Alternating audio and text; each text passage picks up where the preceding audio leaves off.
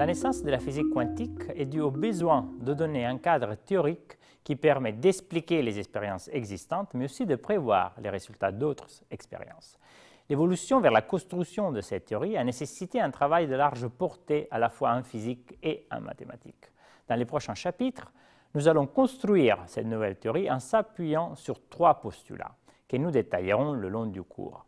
Nous allons bien sûr aussi justifier chaque postulat en gardant toujours un lien fort avec les expériences. On verra qu'en physique quantique, le concept de trajectoire sera substitué par le concept d'état quantique qui sera décrit par la fonction d'onde. Le premier postulat introduira le concept de fonction d'onde. La fonction d'onde contiendra toutes les informations sur l'état du système et son module au carré sera interprété comme une probabilité de présence dans l'espace. Par exemple, nous verrons que les franges d'interférence dans l'expérience des fentes de Young correspondent à la probabilité de présence de la particule dans l'espace, et donc au module carré de la fonction d'onde.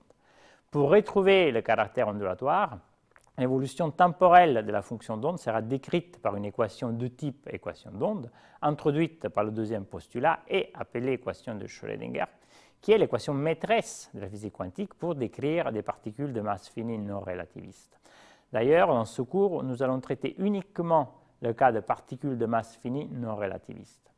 L'équation de Schrödinger fait intervenir ce qu'on appellera l'opérateur hamiltonien, qui représente pratiquement l'énergie totale du système.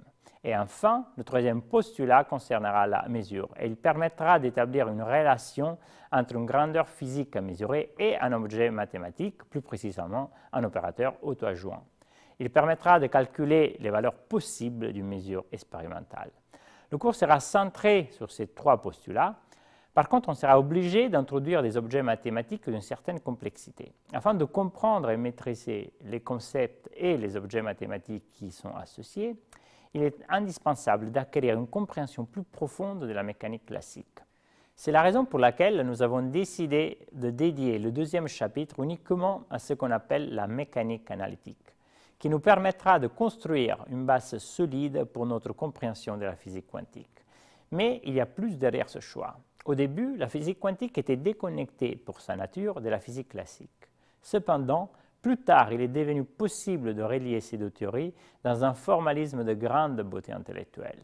Même si les concepts les plus profonds de la physique quantique, tels que le concept de mesure, sont en contraste net avec la physique classique, il est possible d'exprimer celle-ci dans un formalisme similaire par certains aspects à la physique quantique.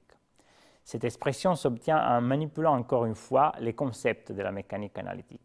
Dans le cadre d'une approche pédagogique de la mécanique quantique, il nous a semblé donc profitable, dans un premier temps, d'amener la mécanique classique aussi proche que possible de la mécanique quantique.